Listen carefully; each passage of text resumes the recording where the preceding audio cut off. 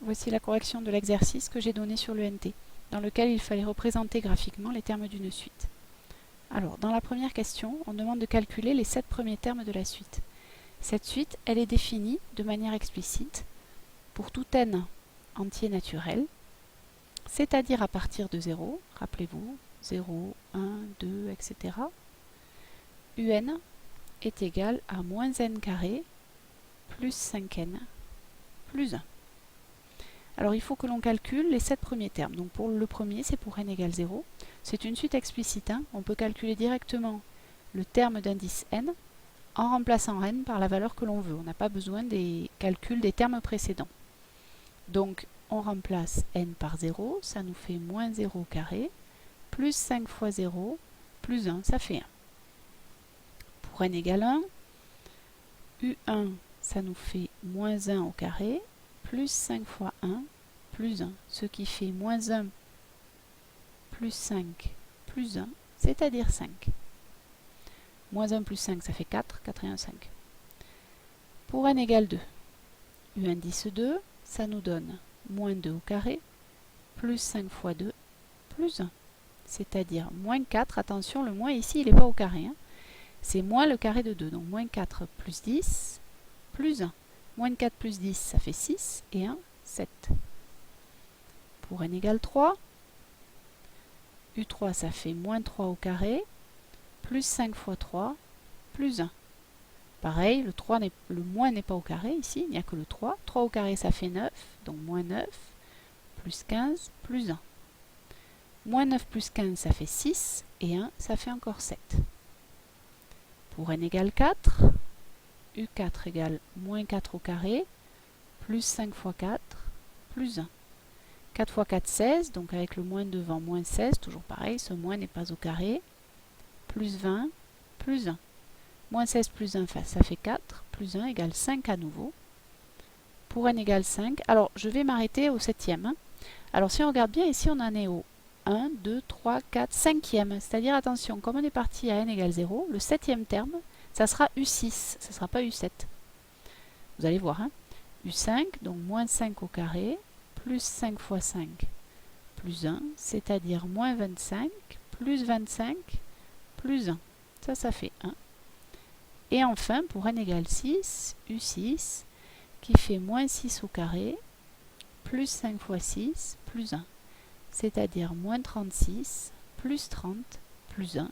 Autrement dit, moins 36 plus 30, ça fait moins 6. Moins 6 plus 1, ça fait moins 5. Et il faut s'arrêter là, parce que regardez, on a bien 1, 2, 3, 4, 5, 6, 7 termes.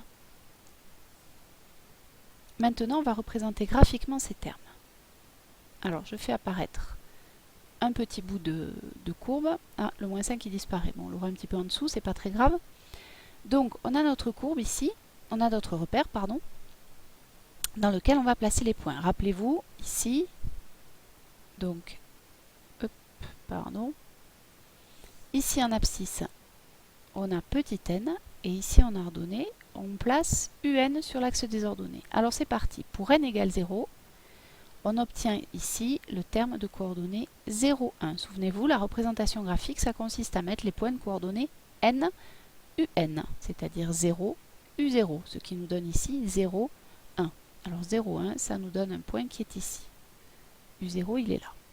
Ensuite, pour n égale 1, on a donc le point de coordonnées 1, 5.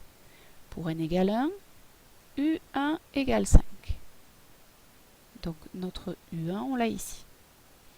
Ensuite, pour n égale 2, on obtient le point de coordonnées 2, 7, 2, u2. 2, 7, il est situé par ici, on va dire. Bon alors, hop, u7, on l'a là.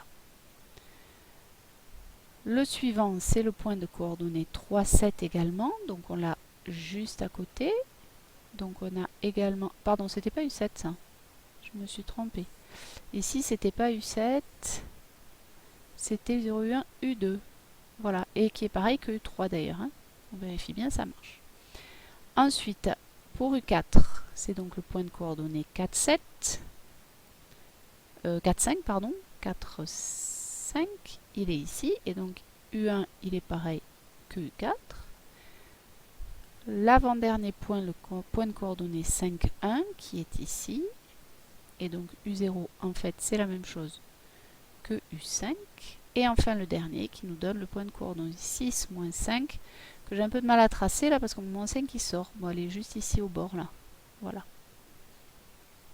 Voilà, on a représenté graphiquement, donc U5 on l'a là, j'ai oublié, U6 pardon, les 7 termes de ma suite par 7 points. 1, 2, 3, 4, 5, 6, 7, que l'on ne va pas relier.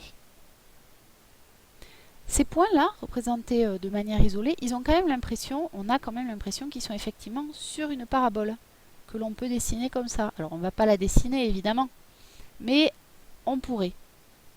On va essayer de trouver son équation. Alors son équation en fait elle est cachée là, c'est-à-dire que nous ce qu'on veut, c'est une fonction du style ax carré plus bx plus c, donc une fonction polynôme du second degré, puisque une parabole c'est la représentation graphique d'une fonction polynôme du second degré, et dans laquelle on aurait bien f de 0 qui vaudrait 1, f de 1 qui vaudrait 5, etc., etc. Puis f de 2 qui vaudrait 7, f de 3 qui vaudrait 7 aussi. Et bien en fait c'est pas très compliqué, il suffit de reprendre cette expression-là. Si on prend f de x égale moins x carré plus 5x plus 1, et bien la représentation graphique de la parabole, elle passe par ces 7 points. En effet, si on fait apparaître cette représentation graphique, et bien la voilà, elle passe bien par les 7 points que l'on a dessinés. Alors évidemment, là on a dessiné la courbe représentative de la fonction. Les points ici correspondent aux termes de ma suite.